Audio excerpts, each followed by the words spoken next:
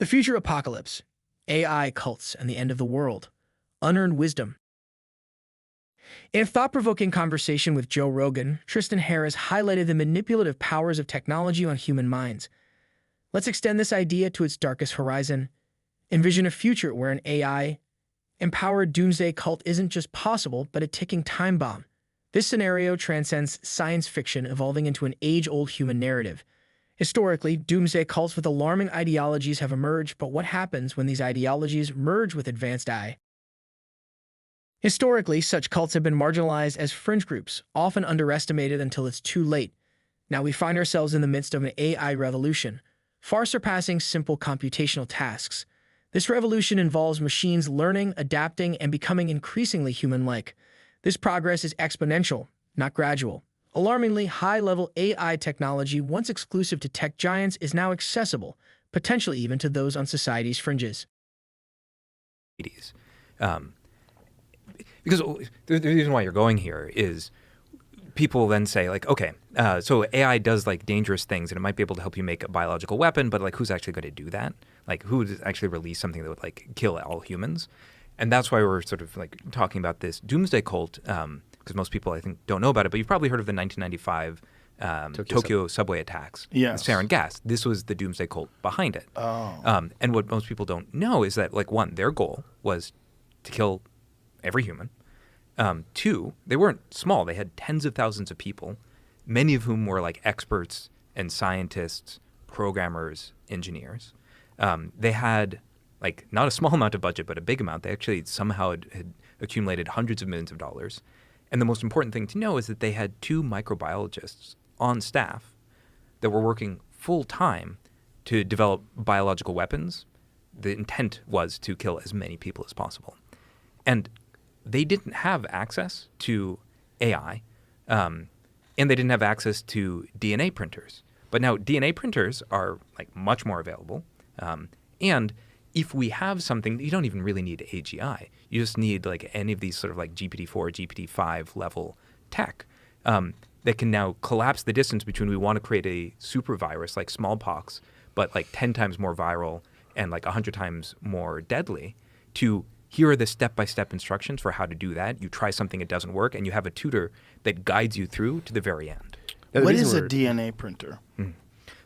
It's the ability to take like a set of DNA code, just like, you know, GTC, whatever, and then turn that into an actual physical strand of DNA.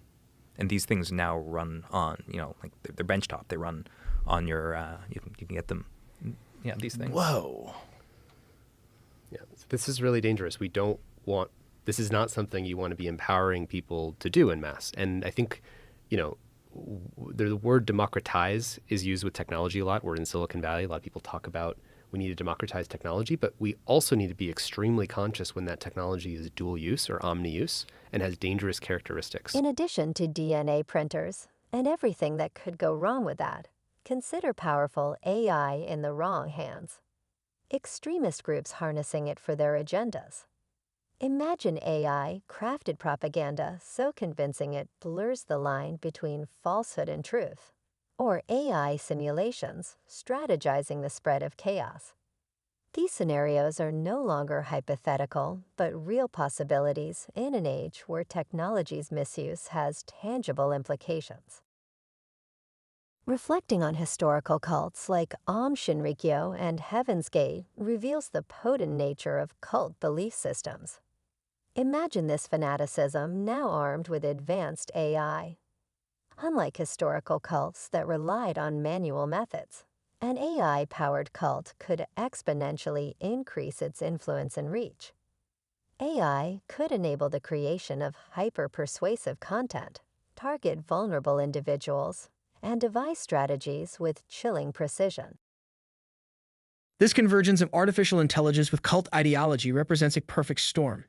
In this scenario, AI doesn't just serve the cult, it amplifies its ideology. Machines could craft highly effective propaganda, exploiting fears and biases with unprecedented precision.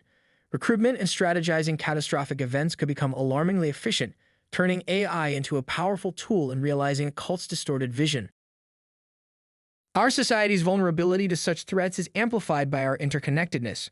Personal data, preferences, and fears are often readily available online, providing fertile ground for AI-driven cults to exploit. Additionally, there's a general lack of awareness about the potential dangers of artificial intelligence. This underestimation, coupled with rapid advancements in the field, creates an ideal environment for these threats to grow unnoticed. In To Be a Machine, Mark O'Connell immerses us in the transhumanist quest, a venture imbued with religious fervor akin to a cult. This journey isn't merely technological, it's a profound search for immortality, echoing humanity's existential angst. Cryonics enthusiasts and proponents of mind uploading exemplify this faith. Frozen bodies awaiting resurrection and minds ready to transfer to digital realms, akin to a modern reincarnation myth. Transhumanism, as depicted by O'Connell, mirrors traditional religious movements. Prophets like Ray Kurzweil preach a coming singularity, where man and machine merge, and adherents invest in unproven technologies akin to buying indulgences for a digital afterlife. Kurzweil's predictions are grounded in his accurate technological forecasting, distinguishing him from typical prophets. Kurzweil's alignment with Gnostic theme is intriguing. Just as Gnosticism sought liberation through divine knowledge, Kurzweil's singularity promises liberation from our biological limitations through the fusion of human and machine intelligence. It's a techno-salvation, expanding human capabilities beyond current comprehension, potentially overcoming death and disease. This blend of technological insight and a faith-like belief in a transformative future uniquely positions Kurzweil in the transhumanist narrative. His vision is unsettling, not just in its boldness, but in its plausibility, blurring the line between science fiction and reality and inviting us to question the future of technology and human existence. Technocalypse, a documentary complementing O'Connell's book, deepens this exploration. It presents a striking scene in its opening, a man in ritualistic reverence, not to traditional religious icons, but to the pioneers of computing.